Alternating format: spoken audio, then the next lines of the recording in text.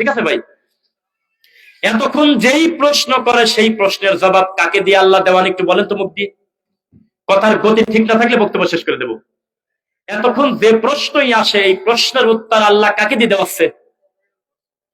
জিবরাইলের নাম নাকি আবার মুহাম্মদ সাল্লাল্লাহু আলাইহি ওয়াসাল্লামকে দিয়ে। হে নবী, রূহ কি? আপনি বলে দেন। হে নবী, সাপ কি? আপনি বলে দেন। হে নবী, নেশাদার দ্রব্য কি? আপনি বলে দেন। হে নবী, পূর্ব পশ্চিম কার? আপনি বলে দেন। কাকে দিয়ে বলাচ্ছে? আমরা আজকে এমন একটা বিষয় পছন্দ করেছি, এই বিষয়ের নাম হলো আদর্শ সমাজ গঠনে ইসলাম। ইনশাআল্লাহ সূরা হুজুরাত 13 নম্বর আয়াত, মহান আল্লাহ বলতেছেন, আউযু বিল্লাহি মিনাশ শাইতানির রাজীম। ইয়া আইয়ুহান নাস ইন্না খালাকনাকুম মিন যাকারিন ওয়া উনসা। হে মানুষ সকল, আমি তোমাদের সবাইকে সৃষ্টি করেছি এক পুরুষ এক নারী থেকে। কে কে নাম বলেন তো দেখি? আদম, হাওয়া। ওয়াজআলনাকুম শুউবান ওয়া ক্বাবাইলা লিতাআরাফু। পরবর্তীতে তোমাদের গোত্র আলাদা করে দিছি, তোমাদের ভাষা আলাদা।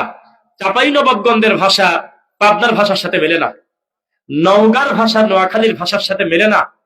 চট্টগ্রামের ভাইয়েরা একে অন্যের সঙ্গে যখন লোকাল আলোচনা করে তখন পাশ থেকে চাঁপাইনবাবগঞ্জের লোকের নিজেকে পাগল মনে হবে, হা করে তাকায় আছেন, কিছুই বোঝেন না।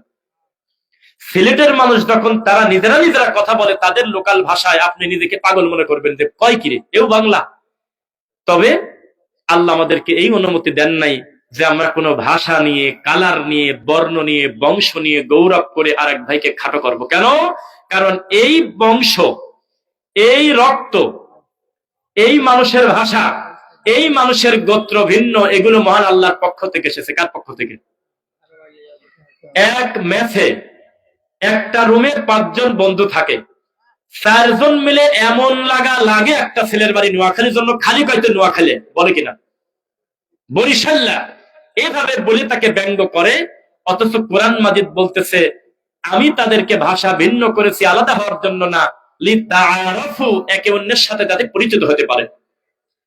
চাঁপাইনবাবগঞ্জের একটা মানুষ যদি অ্যাক্সিডেন্ট করে, আল্লাহ না করুক, অ্যাক্সিডেন্ট করার পর যদি হালকা একটু দুই একটা কথা বলে বা মোবাইল নাম্বার বলে, এই বলার ভঙ্গি দেখে লোকজন বুঝে ফেলবে সম্ভবত রাজশাহীর ওই রুটে বাড়ি, চাঁপাইনবাবগঞ্জের এলাকায় বাড়ি হতে পারে। কণ্ঠের গতি দেখে বুঝে ফেলবে যে বাচ্চাটা অন্য কিছু বলতে পারে না, তবে মনে হয় বাচ্চার বাড়ি পাবনা, এই ভাষা তো তাই বলে। লিতাআরাফু, আমি আল্লাহ তোমাদেরকে ভাগ করি নাই, বরং তোমাদের পরিচিত হওয়ার জন্য ভাষাকে ভিন্ন করে দিয়েছি। ইন্না আকরামাকুম ইনদাল্লাহি আতকাকুম, আমি আল্লাহর কাছে বংশ প্রথা, রক্ত প্রথা, বর্ণ প্রথা দেখা জরুরি না, আমি দেখি কার কত আল্লাহ ভীরু, তার তাকওয়া বেশি। শুনতেছেন আমার কথা? তো যাই হোক, চাঁপাইনবাবগঞ্জের ভাষা, রাজশাহীর ভাষা, পাবনার ভাষা কাছাকাছি এবং ভাষার ভিতরে একটা মাধুর্য আছে, একটা ভিন্ন টান আছে। তা আমরা আল্লাহর কাছে শুকরিয়া আদায় করি যে এত কঠিন ঠান্ডার দিনেও আল্লাহ আমাদেরকে বসায় রেখেছেন। একটা ব্যতিক্রম বিষয়ে বক্তব্য দেব, আদর্শ সমাজ গঠনে ইসলামের ভূমিকা এবং কি কি বাধা আসে বিপরীত দিক থেকে, সেই বিষয়ে ইনশাআল্লাহ। প্রথমে শুরুতে বলি, মা বোনদের ব্যাপারেও আমাদের বক্তব্য দেওয়ার দরকার আছে কিনা বলেন? আছে।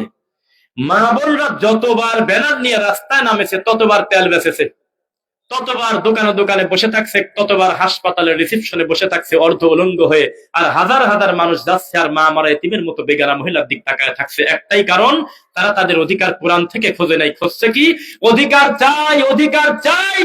ব্যানার নিয়ে যতবার ঢাকা শহরের রাস্তায় বের হয়েছে, ততবার বেশি বেশি ধর্ষিত হয়েছে।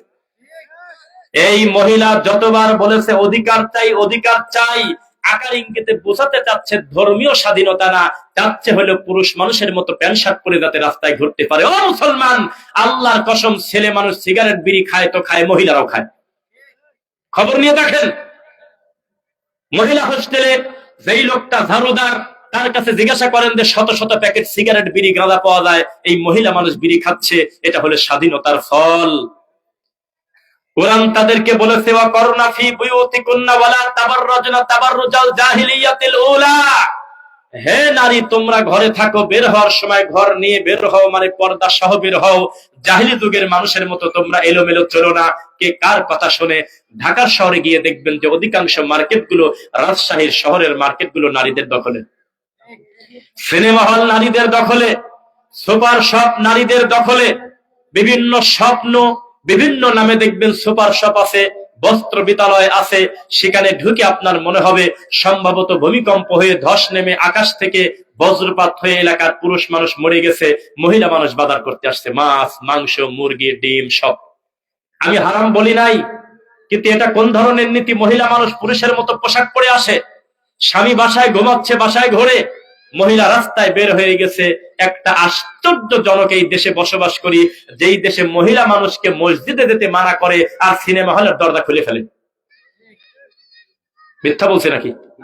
বিশাল বিশাল শপিং মলে গিয়ে দেখেন, সুন্দর করে কর গুণে হিসাব করে দেখেন, নারীদের জন্য এই জায়গা পরিবেশ করা বেশি, অথচ মহিলাদের জন্য সালাতের কোনো পরিবেশ আমাদের দেশের বড় বড় আল্লাহর ঘরে রাখে না।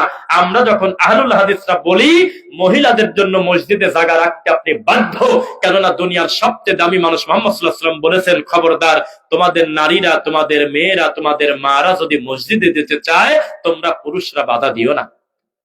কে কার কথা শোনে?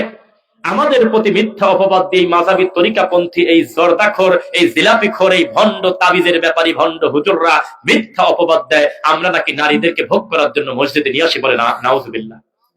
ও মুসলমান, পরিবার নিয়ে বেড়াতে এসেছি চাঁপাইনবাবগঞ্জ, মাগরিবের সালাতে রক্ত হয়ে গেছে, গাড়িটা ঠেকায় আমি মাগরিবের সালাতে আল্লাহকে সিজদা দিলাম, ডানে বামে তাকায় দেখি আমার বউ আর আমার মেয়ে নামাজ পড়বে, এমন কোন জায়গা মসজিদ কমিটি রাখে নাই। আপনাদের সবার কাছে আমার প্রশ্ন, মাগরিবের সালাতটা কি আমার জন্য ফরজ ছিল না আমার পরিবারের জন্য ফরজ ছিল?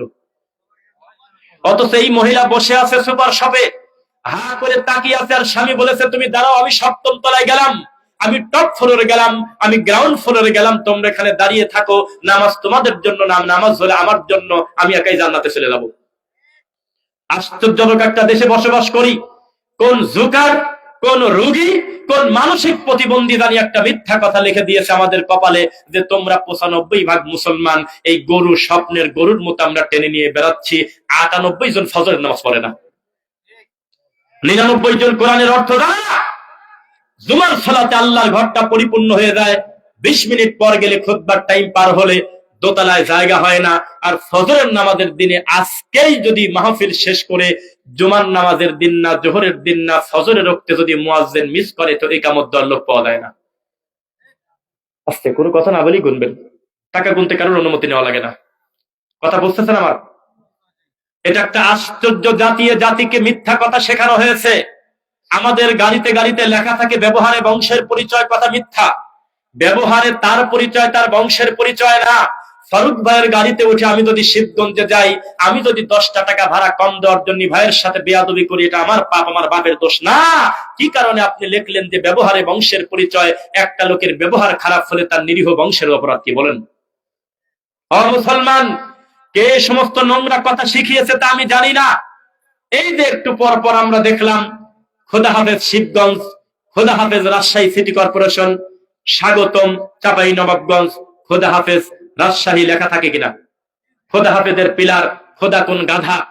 অথচ মহান আল্লাহর কোরআন মাজিদে খোদা নামটা বানানি হয় না। আল্লাহর রয়েছে অগণিত নাম, 99টা নাম, 100টা নাম রয়েছে, এই নামের ভিতরে খোদা নামটা বানান করেন আমি শুনি। তার রয়েছে রহমান, তার রয়েছে রহিম, তার রয়েছে রাজ্জাক, তার রয়েছে খালেক, তার রয়েছে মালিক, তার রয়েছে মুহাইমিন, তার রয়েছে মুয়াজ্জিন, তার রয়েছে সালাম, তার রয়েছে মুতাকাব্বির, তার একাধিক নাম রয়েছে। একটাও পছন্দ হলো না। মুনাজাতে হুজুর বলতেছে, ও খোদা তুমি ক্ষমা করে দাও। আরে খোদা কিনা রে, এটা বানানি হয় না আরবিতে। আল্লাহকে আল্লাহ বলতে হবে, রহমানকে রহমান বলতে হবে। মুসলমানের বাচ্চা তার রবের নামটা পর্যন্ত নিতে জানে না। এই জাতির কপালে কি আছে? ফাদাইলে আমলের নাম শুনছেন? কারা কারা হাত তোলেন। ফাদাইলে আমলের নাম শুনতেন না? কই থাকেন আপনারা, বুঝলাম না। ফাদাইলে আমল চেনেন না? এই ফাদাইলে আমলের বইতে একটু পর পর লেখা আছে হুজুর পাক বলেছেন। থাক, এখন আর এগুলো বলেন না, পরে আমরা বলবো। কি কি বলছি বলেন তো দেখি। আচ্ছা, বিশ্বাস করেন ফারুক ভাইরা জানে আমার আজ শারীরিক অবস্থার গতি এত খারাপ, কিন্তু 1 মিনিটে আমার ভয়ের দিকে তা বোঝাতে চাচ্ছি আমি।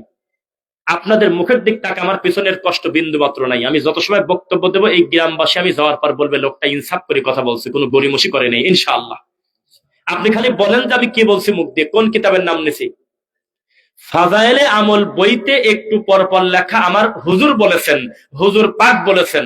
তা আমার শ্বশুর পাবনা থেকে আমাকে একদিন ফোন করে বলতেছে, বা দেখা হলেও বলছিল, দেখছা বেটা, হুজুর পাক কিনা, আর হুজুর পাক বললে কি আমি সাল্লাল্লাহু আলাইহি ওয়াসাল্লাম পড়তে বাধ্য কিনা? কেননা আল্লাহর রাসূল বলেছেন, আমার নাম শুনে যে দরুদ পড়ে না সে বখিল। সে কি? তো এখানে হুজুর পাক বলে তো নবীকে বোঝায়, তাহলে এখানে কি আমার দরুদ পড়তে বাধ্য?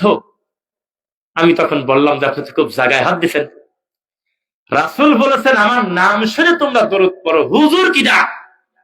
হুজুর পাককে, পাকের আরবি কি কেউ বলেন? আলেম ওলামা বলেন। আপনি বলেন না, আপনি তো জানবেন না, আপনারা বলেন। পাক পবিত্র, এটার আরবি কি? সুবহান। কি নাম বলছে বলেন? সুবহান মানে পাক। দলিল সুবহানাল্লাযী আসরা বিআবদিহি লাইলাম মিনাল মাসজিদিল হারাম ইলাল মাসজিদিল আকসাল্লাযী বারাকনা হাওলাহু লিনুরিয়াহু মিন আয়াতিনা। পবিত্র আল্লাহর কথা। তো সুবহান মানে কি? পাক, পবিত্র। তো গোটা কোরআন মাজিদে সুবহান আর রাসূল কোথায় কোথায় আছে? হাত তোলেন, আমি শুনি। আলেম ভাই হাত তুলুক দেখি। কোন জায়গায় কি লেখা আছে নবী পাক, হুজুর পাক লেখা পাইছেন? মোহাম্মদ পাক, তিনি মহা সম্মানিত, তার সাথে তুলনা করার মতো কোন মাখলুক পৃথিবীতে নাই। এত সম্মান আল্লাহ তাকে দিয়েছে। কিন্তু হুজুর পাক বলে আপনি কাকে বোঝাতে চাচ্ছেন? বলতে হয়তো কি মুহাম্মাদুর রাসূলুল্লাহ।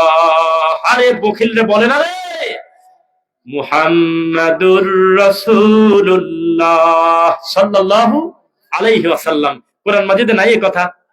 তাহলে রাসূলের নাম আসলে দরুদ পড়ব, কিন্তু ফাজাইলে আমলে মিনিটে মিনিটে লেখা হুজুর পাক বলেছেন। কে হুজুর পাক কিনা? ভাষা বোঝেন?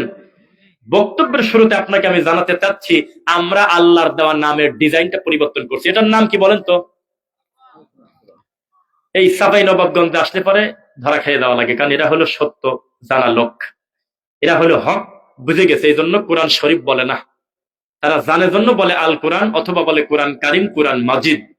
বাংলাদেশে কোরআন আছে, এই কোরআন 100টার ভিতরে 99টা কোরআনের উপরে লেখা আছে কোরআন শরীফ। আমি কি সত্য বলছি না মিথ্যা বলছি? হ্যাঁ, সত্য বলে আওয়াজ দিয়ে বলেন, সত্য না মিথ্যা? এই যে শরীফ কথাটা লিখলেন আপনি, গোটা কোরআন মাজিদে আপনি দেখান যে কোথাও শরীফ লেখা আছে? আমি দেখবো, খালি হাত তোলেন কেউ পাইছেন? ইন্নাহু লাকুরআনুম কারীম বাল হুয়া কুরআনুম মাজিদ ফি লাউহিম মাহফুজ।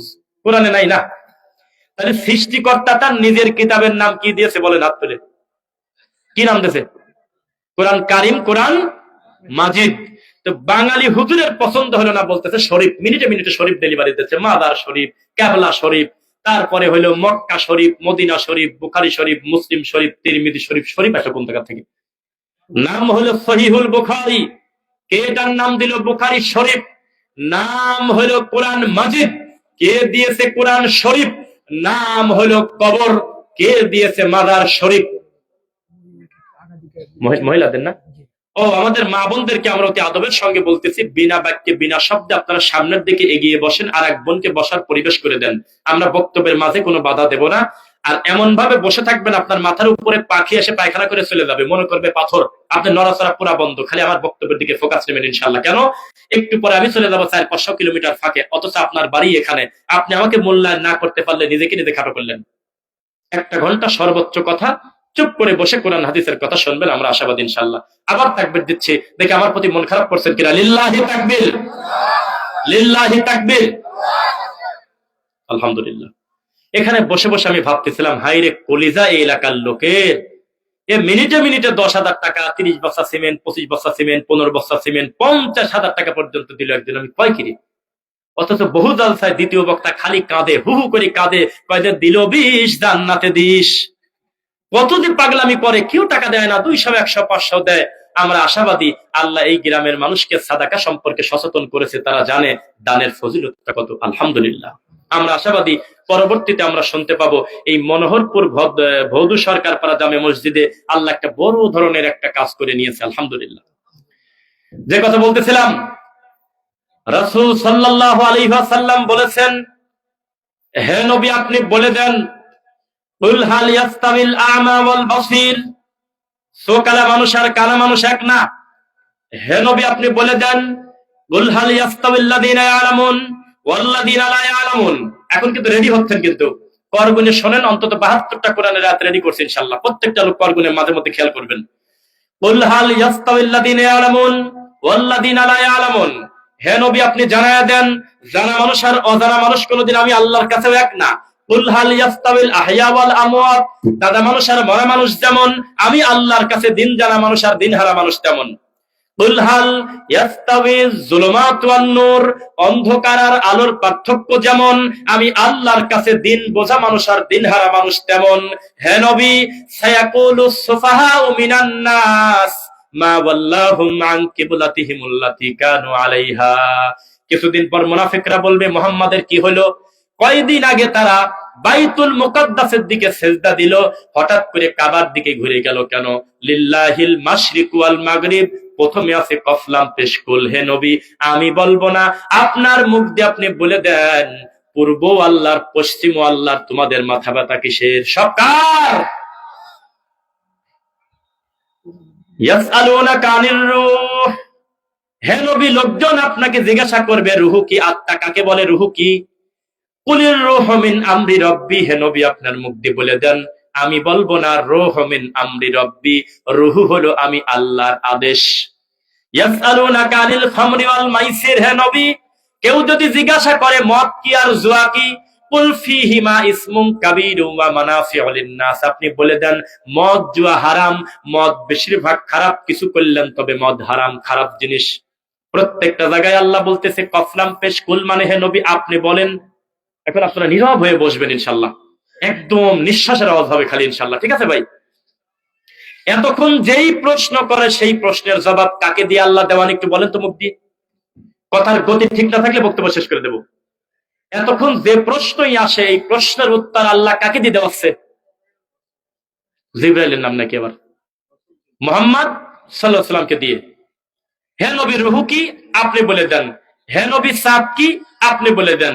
হে নবী নেশাদার দ্রব্য কি, আপনি বলে দেন। হে নবী পূর্ব পশ্চিম কার, আপনি বলে দেন। কাকে দিয়ে বলাচ্ছে? ওয়াইযা সাআলাকা ইবাদি আন্নী ফাইন্নী করিব, এই আয়াতের অনুবাদ করতে গিয়ে মাত্র কয়েকদিন আগে রাজশাহী বাঘাতে আমি মায়ের খালাম, 4টা পাথর লাগছে বাম পাশে, 4 জায়গা কেটে গেছে। আমার সফর সঙ্গীর কপাল কাটা, আসাদুল্লাহ নামে এক ভাইয়ের ঠোঁট কাটা, একাধিক ভাই আমরা আহত হয়েছি মাজার পূজারী, কবর পূজারীদের কাছে। স্টেজে আমাকে হত্যা করার জন্য এসেছিল, দীর্ঘ সময় আমাদেরকে পালিয়ে বেড়ানো লাগছে। পুলিশের গাড়ি এসে পরবর্তীতে নাটোর পর্যন্ত আমাদেরকে আগায় দেয়, শুধুমাত্র এই আয়াতের অনুবাদ করার কারণে। এই আয়াতের অনুবাদ কি এখানে হবে? এখানে থেকে মারবে না। ওয়াইযা সালাকা ইবাদি আন্নী ফাইন্নী করিব, যে আল্লাহ সূর্যের আলোচনা আসার পরে নিজে জবাব না দিয়ে বলে মুহাম্মদ আপনি জবাব দেন, যে আল্লাহ দিকের আলোচনা আসার পর সঙ্গে সঙ্গে বলে